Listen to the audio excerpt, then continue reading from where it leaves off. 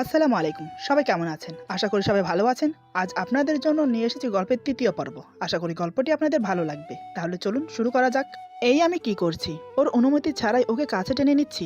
এটা তো খুবই অন্যায়। কাল দিনে না হয় ওর কাছে ক্ষমা চেয়ে নেব। এসবই ভাবছি মনে মনে। হঠাৎ তমা আমার গা ঘেঁষে শুয়ে পড়ে। আমি কিছুটা অবাক হলাম। তার মানে আমি মনে মনে যা ভাবছি তাই? তমা ইচ্ছে করেই আমার বুকে এসে শুয়েছিল। আর আমি তার ফায়দা উঠিয়েছি। ছি, কি লজ্জার বিষয়। এমন সময় অস্ফুট সুরে তমা বলে, আমার খুব ঠান্ডা লাগছে। এবার বুঝতে পারলাম কেন ও গা ঘেঁষে ঘুমোচ্ছে। আসলে ওর ঠান্ডা লাগছে। গরমকাল থাকার কারণে বেডের উপর কোনো কম্বল রাখা হয়নি। আমি উঠে আলমারি থেকে কম্বল বের করে নিয়ে আসলাম। তারপর তমার গায়ে সেটা মেলে দিলাম। আমি আর কিছু না বলে চুপচাপ শুয়ে পড়লাম। কাল অফিস ছুটি ছিল, তাই সকালে একটু বেলা করেই ঘুম থেকে উঠলাম। ঘুম ভাঙতেই চোখ খুলে দেখি তমা আমার সামনে বসে আছে আর আমার দিকে অপলক দৃষ্টিতে তাকিয়ে আছে। যখন দেখলো আমার ঘুম ভেঙেছে তখন সে বলে, শুভ সকাল। সরি, এখন কি শুভ সকাল বলবো নাকি শুভ দুপুর বলবো, কোনটা? বেলা কয়টা বাজে সে খেয়াল আছে? সেই কখন থেকে আমি অপেক্ষা করছি। আমি ওর কথা শুনে উঠে বসতে বসতে বললাম, শুভ সকাল। সে কখন থেকে অপেক্ষা করছো মানে? কেন, কিছু দরকার কি? তমা বলে, দরকার তো আছেই বটে, যদি অনুমতি দাও তাহলে বলতে পারি। আমি বললাম, কি দরকার বলো। তমা বলে, বলছিলাম কি, আজ তো তোমার ছুটি, চলো না আমরা বাইরে ঘুরতে যাই। বিয়ে হয়েছে পর্যন্ত তুমি তো আমাকে কোথাও ঘুরতে নিয়ে যাও না। ওর কথা শুনে আমার চোখ গোল গোল হয়ে গেল। এ কথায় আমার ঘুমের লেশ মাত্র উধাও হয়ে গেল। মেয়েটা বলে কি, আমার সাথে ঘুরতে যাবে? আর ও এমন বিহেভ করছে কেন? যেন মনে হচ্ছে রাতের কোনো কিছুই ওর মনে নেই। মনে মনে এসবই ভাবছি ওর দিকে তাকিয়ে। আমাকে চুপ দেখে তমা বলে, কি হলো, অমন করে কি দেখছো? নিয়ে যাবে আমাকে ঘোরাতে? আমি নিজেকে স্বাভাবিক করে বললাম, বেশ, নিয়ে যাব, কোথায় যাবে ভেবে নাও। আমার কথা শুনে তমা খুব খুশি হলো। মনের আনন্দে হেলে দুলে ঘর থেকে বেরিয়ে যাচ্ছে। এমন সময় আমি পেছন থেকে ডেকে বললাম, কালকের জন্য সরি। তমা থমকে দাঁড়িয়ে চট করে আমার দিকে ফিরে বলে, কিসের জন্য সরি বলছো? আমি অপরাধীর মতো মাথা নিচু করে আমতা আমতা করে বললাম, মানে আসলে কাল রাতে তুমি যখন আমার কাছে এসে ঘুমিয়েছিলে তখন আমি নিজেকে ঠিক রাখতে পারিনি। জানি না তখন কি হয়েছিল আমার। তারপর এতটুকু বলে আর বলতে পারলাম না। আমাকে আবার চুপ হতে দেখে তমা বলে, চুপ হয়ে গেলে যে? তারপর তারপর কি বলো? আমি নিজেকে আরেকটু স্বাভাবিক করে নরম সুরে বললাম, কি করে যে বলি, অন্যায় যখন করেছি তাহলে তো বলতেই হবে। আসলে আমি নিজেকে ঠিক রাখতে পারিনি, তাই তোমাকে জড়িয়ে ধরে ফেলেছি। তারপর তুমি নিশ্চয়ই বুঝতে পারছো। তমা একটু অবাক হয়ে বলে, তারপর কি করেছো বলো? তার মানে কি আমি বুঝে নেব তুমি ইয়েও করেছো? আমি তৎক্ষণাৎ চেঁচিয়ে বললাম, না না, এসব কিছু করিনি, শুধু কিস করেছি। আমি জানি আমার করা উচিত হয়নি। তোমার অনুমতি ছাড়া তোমাকে টাচ করা বারণ। তা জানা সত্ত্বেও আমি অজান্তে এমনটা করে ফেলেছি। আর কখনো এমন হবে না, প্লিজ তুমি কিছু মনে করো না। বোঝার চেষ্টা করো, সত্যি আমি নিজের ইচ্ছে কিছু করিনি। ভুল হয়ে গেছে, তার জন্য আমাকে ক্ষমা করে দাও। কথাগুলো বলতে বলতে আমার মাথা আরো নিচু হয়ে গেল। তোমার চোখে চোখ রাখতে লজ্জা পাচ্ছি আমি। আমার এই কাণ্ড দেখে তোমার হাসি থামিয়ে রাখতে পারলো না। সে হাসিতে ফেটে পড়লো। এমনভাবে হাসতে যেন আমি ফানি কিছু বলেছি। কি অদ্ভুত মেরে বাবা। ওর হাসিতে আমি বোকা বনে গেলাম। তাকিয়ে রইলাম ওর দিকে, বোঝার চেষ্টা করলাম হাসির অর্থ। কিন্তু না, আমার কিছুই বোধগম্য হলো না। তমা এক পা দুপা করে আমার সামনে এসে দাঁড়ায়। তারপর আমার দিকে ঝুঁকে পড়ে আমার মুখের সামনে মুখ এনে চোখে চোখ রাখে। তারপর মুখে শান্তির হাসি ফুটিয়ে বলে, আমি তোমার কে হই বলো তো? আমিও মনে মুগ্ধ হয়ে ওর সেই চোখের চাহনির মাদকতায় হারিয়ে গেলাম। মুখ থেকে অস্ফুট সুরে বেরিয়ে এলো, তুমি আমার বিবাহিত স্ত্রী। তমা বলে, তাহলে আমাকে ছুলে তোমার অপরাধ কেন হবে? কেন আমার কাছে ক্ষমা চেয়ে আমাকে অপরাধী বানাচ্ছ? আমি বললাম, কিন্তু তুমি যে আমাকে নিষেধ করেছো তোমার শরীর স্পর্শ করতে। তুমি তো আমাকে সেই অধিকার এখনো দাওনি। তমা বলে, দেইনি বলে যে তুমি স্পর্শ করতে পারবে না তা কিন্তু বলিনি। আমি নাস্তা রেডি করছি, তুমি ফ্রেশ হয়ে আসো। এই বলে তমা চলে গেল। আমি ওভাবেই তাকিয়ে রইলাম ওর দিকে। মেয়েটা আমার মুখের সামনে এসে কি বলে গেল? সত্যিই কি ও কিছু মনে করেনি? ওর কথার মাঝে কিছু একটা ছিল, সেটা কি? আরে ধেত্তেরি, সবকিছু মাথার উপর দিয়ে যাচ্ছে। কিছু মাথায় আসছে না। আমি আর ভাবতে পারছি না, তাই উঠে ফ্রেশ হয়ে নিলাম। তারপর নিচে গিয়ে নাস্তা করে নিলাম। আজ আর বন্ধুদের সাথে আড্ডা দিতে বের হলাম না। বিকেলে তমাকে নিয়ে ঘুরতে বের হব। মেয়েটা আজ নিজ থেকে আবদার করেছে। বিকেলের দিকে তমাকে বললাম, রেডি হয়ে নাও, কিছুক্ষণ পর আমরা বের হব। তমা খুশিতে আত্মহারা হয়ে রেডি হতে চলে গেল। কিছুক্ষণ পর রেডি হয়ে বেরিয়ে এসে বলে, আমি রেডি, চলো তাহলে। তখন আমি পত্রিকা পড়ছিলাম, কারণ সকালে পত্রিকা পড়া হয়নি আমার, ঘুমিয়ে থাকার কারণে, তাই এখন পড়ছি। ওর কথা শুনে পত্রিকা থেকে মুখ তুলে তাকালাম। সেই তাকানোই ব্যাস, আর চোখ সরাতে পারলাম না। চোখ যেন আমার স্থির হয়ে গেল। নীল রঙের সালোয়ার কামিজে নীল পরীর মতো লাগছে ওকে। মাথায় নীল রঙের হেজাব, খুব সুন্দর করে চুলগুলোকে ঢেকে বেঁধেছে হেজাবটাকে। তাতেই যেন ওর সৌন্দর্য আরো বৃদ্ধি করেছে। আমি যেন কোনো কলেজ পড়ুয়া মেয়েকে দেখছি না, আমার সামনে যেন দাঁড়িয়ে আছে কোনো মাদ্রাসায় পড়ুয়া মেয়ে। আমার যেন দেখতে দেখতে ঘোর কাটছে না। এদিকে আমাকে এভাবে তাকিয়ে থাকতে দেখে তোমার লজ্জা পেল। সে খুবই লাজুক ভাব নিয়ে আমাকে বলে, কি হলো, অমন করে কি দেখছো? ওর কথায় আমার সম্বিত ফিরল, কিন্তু চোখ সরাতে পারিনি। ওভাবেই তাকিয়ে বললাম, মাশাআল্লাহ, আজ তোমাকে অনেক সুন্দর লাগছে। আমার কথা শুনে তোমার লজ্জায় রাঙা হয়ে যায়, মাথা নিচু করে বলে, আজকের আগে কি আমি সুন্দর ছিলাম না? আমি বললাম, আগেও সুন্দর ছিলে, এখনও আছো, তবে আজ তোমাকে একটু বেশি সুন্দর লাগছে, যা তোমাকে বলে বোঝাতে পারবো না। তমা বলে, এ আর এমন সুন্দর কি, আমার চেয়েও কত সুন্দর সুন্দর মেয়ে আছে। আর আজকের সুন্দরটা, এ তো মেকআপের কামাল। আমি বললাম, হ্যাঁ, তোমার কথাই সত্যি, পৃথিবীতে তোমার চেয়েও অনেক সুন্দর সুন্দর মেয়ে আছে, কিন্তু আমার কাছে তো তুমি সবচেয়ে সেরা সুন্দরী, সবচেয়ে শ্রেষ্ঠ। কেন জানো? তমা আমার কথা শুনে খুবই খুশি হলো। এমনটাই হবার কথা। স্বামীর মুখে নিজের প্রশংসা শুনে কোন মেয়ে খুশি না হয়ে থাকতে পারে বলুন? তমার চেহারার উজ্জ্বল ভাবটাই আমাকে বুঝিয়ে দিচ্ছে। তমা বলে, না, জানি না তো। আমি বললাম, কারণ তুমি আমার স্ত্রী। আরেকটা সত্যি কথা আছে, শুনবে? তমা বলে, কি কথা?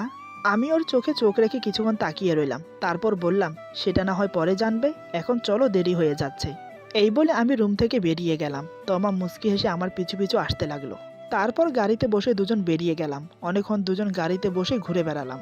কিছু দূর এসে একটা লেকের পাশে দাঁড় করালাম গাড়ি। তারপর দুজন নেমে হাঁটতে শুরু করলাম।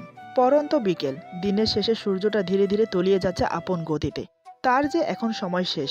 সূর্যের রক্তিম আভা তোমার মুখে এসে পড়েছে, তাতে যেন তার সৌন্দর্যটা আরো দুগুণ বাড়িয়ে দিয়েছে। ওর দিকে তাকিয়ে থাকতে আমার বেশ লাগছিল। তবে রাস্তাঘাটে এভাবে তাকিয়ে থাকাটাও ঠিক না, লোকে দেখলে কি বলবে। দুজন পাশাপাশি হাঁটছি, হঠাৎ তমা বলে, জায়গাটা খুবই সুন্দর, তাই না? আমি বললাম, তোমার ভালো লেগেছে?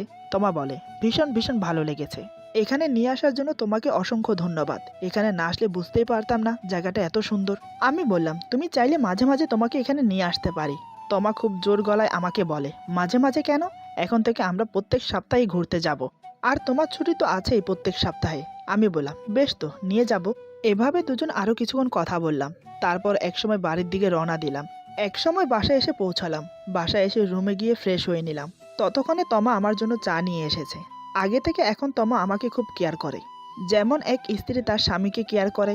আমাদের চলাফেরা, আমাদের আচরণ দেখে কেউ বুঝতে পারবে না আমাদের মাঝে এখনো স্বামী স্ত্রী হিসেবে সেই ভাবটা জমে ওঠেনি। তমা খুব চালাক মেয়ে। বাড়িতে মা বাবা কাজের মেয়ে আছে, তাদের কেউ বুঝতে দেয়নি আমাদের সম্পর্কটা কেমন। আমি চাটা হাতে নিয়ে একটু রসিকতা করে বললাম, তমা, আজকে চায়ে মনে হয় চিনি কম দিয়েছ। তমা ভুরু কুচকে বলে, চায়ে চিনি কম হয়েছে মানে? তুমি তো এখনো চা খেয়েই দেখোনি, বুঝলে কি করে চায়ে চিনি কম হয়েছে? আমি বললাম, দেখে মনে হচ্ছে তাই বললাম, তুমি একটু খেয়ে দেখো তো। তমা আর আপত্তি করলো না, চট করে আমার হাত থেকে কাপটা নিয়ে চুমুক দিয়ে দেখলো, দেখে সবই ঠিক আছে। তমা বলে, চা তো ঠিক আছে, চিনিও ঠিকঠাক আছে। আমি ওর হাত থেকে কাপটা নিয়ে বললাম, এখন সব ঠিক আছে। এই বলে চায়ের কাপে চুমুক দিলাম। যেদিক দিয়ে তমা চুমুক দিয়েছে, আমার এই কাণ্ড দেখে তমা অবাক হয়ে গেল। এতক্ষণে যা বোঝার সে বুঝে গেছে। এটা আমি ইচ্ছে করে করেছি। তোমার লজ্জায় কিছু বলতে পারছে না, কিছু না বলে উঠতেই যাবে। ঠিক তখন আমি বললাম, কি হলো, চলে যাচ্ছ যে? তমা বলে, কাজ আছে, এই বলে চলে গেল। ও কেন চলে গেল সেটা বেশ বুঝতে পারছি। আমার এই কাণ্ড দেখে ও লজ্জা পেয়েছে, তাই অমন করে চলে গেল। আমি চায়ের কাপে চুমুক দিয়ে মুচকি হাসলাম। রাতে খাওয়া দাওয়ার পর বসে আছি, সেই কখন থেকে, কিন্তু মেয়েটা এখনো আসছে না। কি করছে এতক্ষণ? খাওয়া দাওয়া তো সে কবে শেষ হয়েছে। এসবে ভাবছি, এমন সময় তমা এসে হাজির। আমাকে বসে থাকতে দেখে সে বলে, তুমি এখনো ঘুমাওনি? আমি বললাম, না, ঘুম আসছে না। এটা বুঝতে দিলাম না যে আমি ওর জন্য অপেক্ষা করছি। তমা বলে, ঘুম যখন আসছে না তাহলে কিছু হাদিস শোনাও। আমি বললাম, কিসের হাদিস শুনতে চাও? তমা বলে, কাল রাতে যেটা বাকি রয়ে গেছে সেটা। আমি বললাম, কোনটা? তমা বলে, কাল তো তুমি স্ত্রীর দায়িত্ব কি কি সেটা বোঝালে। স্বামীরও তো দায়িত্ব আছে স্ত্রীর প্রতি, সেটা বোঝাও। আমি বললাম, আচ্ছা, তোমার দেখছি হাদিস শোনার অনেক আগ্রহ। তুমি কি এটা জানো, হাদিস সম্পর্কে সব জানার পর তোমাকে সেটা পালন করতে হবে? তুমি এখন জানো না, তাই পালন করছো না, তাতে হয়তো তোমার গুনাহ কম হবে। কিন্তু জেনে শুনে যদি তুমি পালন না করো, তাহলে গুনাহের ভাগ আরো বেড়ে যায়। যা জানবে, যা শিখবে তা পালন করার চেষ্টা করতে হবে। তমা বলে, আমি শুধু শুনতে নয়, পালনও করতে চাই। তুমি বলো, আমি শুনবো। আমি তো তোমার কথা শুনে অবাক। তাহলে কি সে ধীরে ধীরে স্বামী হিসেবে মেনে নিচ্ছে? যদি তাই হয় তাহলে আমি ওকে প্রত্যেক রাত জেগে জেগে হাদিস শোনাবো। সেগুলো শোনার পর যদি আমার তমা আমার হয়, তাহলে আর ক্ষতি কিসের? আমাকে আনমনা হয়ে ভাবতে দেখে তমা বলে, কি হলো তোমার? এমন আনমনা হয়ে কি ভাবছো তুমি? আমি নিজেকে স্বাভাবিক করে বললাম, কই কিছু না তো, তুমি এখানে বসো, আমি বলছি। এরপর ভাবতে লাগলাম, এত এত হাদিস, ওকে কোনটা বলা যায়, কোনটা বললে ও সহজে বুঝতে পারবে। আমি কিছুক্ষণ ভেবে নিয়ে বললাম, শোনো তাহলে। ইসলামে স্বামী স্ত্রীর সম্পর্ক অন্তত পবিত্র ও মধুর। স্বামী স্ত্রী একে অপরের প্রতি ভালোবাসা সংসারে এনে দেয় সুখের ঠিকানা। উত্তম স্ত্রী আর উত্তম স্বামী দুনিয়া ও আখেরাতেও তারা সফল কাম্য। রাসূলুল্লাহ সাল্লাল্লাহু আলাইহি ওয়াসাল্লাম স্ত্রীদেরকে অনেক ভালোবাসতেন। ভালোবাসায় ছিল না কোনো মিথ্যা বেহায়াপনা বা অশালীন কিছু। ভালোবাসা ছিল পবিত্র, যা আমাদের জন্য আদর্শ। রাসূলুল্লাহ সাল্লাল্লাহু আলাইহি ওয়াসাল্লাম বলেন, তোমরা ওই পর্যন্ত জান্নাতে যেতে পারবে না যতক্ষণ না পর্যন্ত মুমিন হও, আর ততক্ষণ পর্যন্ত মুমিন হতে পারবে না যতক্ষণ না পর্যন্ত একে অপরকে ভালোবাসো। রাসূলুল্লাহ সাল্লাল্লাহু আলাইহি সাল্লাম বলেন, যে ঘরে স্বামী ও স্ত্রী একসাথে তাহাজ্জুদের নামাজ পড়বে সে ঘরে কোনোদিন অশান্তি হবে না। বুখারী ও মুসলিম। রাসূলুল্লাহ সাল্লাল্লাহু আলাইহি সাল্লাম ইরশাদ করেছেন, যে স্বামী তার স্ত্রীকে এক লোকমা ভাত খাইয়ে দেবে আল্লাহ ওই স্বামীর সাগিরা গুনাহগুলো মাফ করে দেবেন, এবং যে স্ত্রী তার স্বামীকে এক লোকমা ভাত খাইয়ে দেবে আল্লাহ ওই স্ত্রীর সাগিরা গুনাহগুলো মাফ করে দেবেন, এবং প্রতি লোকমার বিনিময়ে 1000 নেকি উভয়ের আমলনামায় দান করবেন। মুসলিম শরীফ। মহানবী সাল্লাল্লাহু আলাইহি সাল্লাম ইরশাদ করেন, যে ঘরে স্বামী ও স্ত্রী এক প্লেটে খাবার খাবে যতক্ষণ খাবার খেতে থাকবে ততক্ষণ তাদের আমলনামায় সওয়াব লেখা হবে। তিরমিজ। রাসূল সাল্লাল্লাহু আলাইহি সাল্লাম ইরশাদ করেছেন, স্বামী ও স্ত্রী যখন এক বিছানায় শয়ন করে বা বসে অথবা গল্প করে অথবা হাসি খুশির কথা বলে, তখন প্রতিটা মিনিটে এবং স্বামী স্ত্রীর প্রতিটা কথাতে প্রতিটা সেকেন্ডে তাদের আমলনামায় 10টা করে নেকি লেখা হয়। আবু দাউদ। মহানবী সাল্লাল্লাহু আলাইহি সাল্লাম ইরশাদ করেন, যে স্ত্রী তার স্বামীকে সকালে ঘুম থেকে জাগিয়ে পবিত্র করে ফজরের সালাতে মসজিদে পাঠিয়ে দেয়, ওই স্ত্রীর প্রতি স্বামীর অন্তরে আল্লাহর তরফ থেকে ভালোবাসার নূর পয়দা হয়। বুখারী শরীফ। আমার কথা শেষ হতে না হতেই তমা বলে, তাহাজ্জুদের নামাজ তো রাত 3টা বাজে পড়ে, মাঝরাতে ওঠা তো অনেক মুশকিল, সমস্যা নেই, তারপরও ট্রাই করব। তবে কাল থেকে আমি তোমাকে সকাল সকাল ঘুম থেকে উঠিয়ে দেব, ফজরের নামাজ পড়তে যাবে। আমি ওর কথায় মুচকে হাসলাম। না হেসে কি করব বলুন? ফজরের আজানের সময় তো আমি উঠে নামাজ পড়তে চলে যাই, কিন্তু তখন সে গভীর ঘুমে মগ্ন থাকে। আমি যে ওর পাশ থেকে উঠে যাচ্ছি একটু টের পায় না। আমাকে হাসতে দেখে তমা অবাক হয়ে বলে, কি হলো, তুমি হাসছো কেন? আমি এখানে হাসির কি বললাম? আমি বললাম, হাসবো না তো কি করব বলো? আমি তো প্রতিদিনই ফজরের আজানের সময় উঠে যাই মসজিদে, নামাজ শেষ করে আবার এসে ঘুমিয়ে পড়ি। তুমি টের পাও না, কারণ তুমি ঘুমিয়ে থাকো। আমার কথা শুনে তোমার জিভ কেটে বলে, ইস, আমার ঘুম এত ভারী, একটুও টের পাই না। আমি রসিকতা করে বললাম, তুমি যদি চাও তাহলে আমি তোমাকে ডেকে দিতে পারি ফজরের নামাজ পড়ার জন্য। কি কাল থেকে উঠবে নাকি? তমা বলে, তাহলে ডেকে দিও। প্রথম প্রথম একটু সমস্যা হবে, পরে ঠিক হয়ে যাবে, কিন্তু তাহাজ্জুদ নামাজ, সে নামাজ যেহেতু অনেক ফজিলত, সেটাও পড়তে চাই। আমি বললাম, আগে না হয় ফজরে ওঠার অভ্যাস করো, পরে না হয় তাহাজ্জুদ দেখা যাবে। তমা বলে, ঠিক আছে, কিন্তু তুমি তো এখনো বলনি ছেলেদের জন্য কি কি হাদিস বরাদ্দ আছে। আমি বললাম, বলছি শোনো। রাসূল সাল্লাল্লাহু আলাইহি সাল্লাম বলেন, যে স্বামী তার স্ত্রীকে একবার চুমো দেবে এবং যে স্ত্রী তার স্বামীকে একবার চুমো দেবে, প্রতিটা চুমোর বিনিময়ে 100 নেকি তাদের আমলনামায় লেখা হয়। মুসনাদে আহমেদ। আমার মুখে চুমোর কথা শুনে তমা কিছুটা খচখচ করছে, মাথা নিচু করে লাজুক মুখটা ঢাকার চেষ্টা করছে। আমি বুঝতে পেরে বললাম, এখানে লজ্জা পাওয়ার কি আছে? আমি তোমাকে কিস করব বলিনি, আর এমনকি তোমাকেও করতে বলিনি। এটা তো স্বামী স্ত্রীর জন্য বলা হয়েছে হাদিসে, আমি কিন্তু বানিয়ে বলছি না, বইটা আছে আমার কাছে, পড়তে চাইলে পড়তে পারো। তমা বলে, তুমি এমনভাবে বলছো আমরা যেন প্রেমিক প্রেমিকা, আমরা কি স্বামী স্ত্রী নই? আমি ওর কথা শুনে মুচকি হেসে বললাম, আমরা স্বামী স্ত্রী, কথাটা কিন্তু সত্যি, তবে স্বামী স্ত্রীর মধ্যে যেমন একটা সম্পর্ক আছে তেমন কোনো সম্পর্কই আমাদের মাঝে হয়নি, তাই কথাটা বলতে বাধ্য হলাম। যাই হোক, তারপর শোনো। যে স্বামী তার স্ত্রীকে কোরআনের এলেম শিখাবে এবং নিজেও শিখবে এবং সে অনুযায়ী আমল করবে, আল্লাহ পাক মৃত্যুর পর তাদেরকে জান্নাত দান করবেন। রাসূল সাল্লাল্লাহু আলাইহি সাল্লাম বলেন, যে সন্তান তার পিতামাতার ভরণ পোষণ করবে বা সেবা করবে এবং নিজের স্ত্রীর ইজ্জত হেফাজত করবে, তাদের জীবনের সব গুনাহ মাফ করে দেওয়া হবে। মুসলিম শরীফ। মহানবী সাল্লাল্লাহু আলাইহি সাল্লাম ইরশাদ করেন, যে স্ত্রী তার স্বামীর অনুমতি ছাড়া সেবা করবে, সে স্ত্রীর নিজের শরীরের ওজনের সমান স্বর্ণ সদকা দান করার সোয়াব তার আমলনামায় প্রতিদিন লেখা হয়।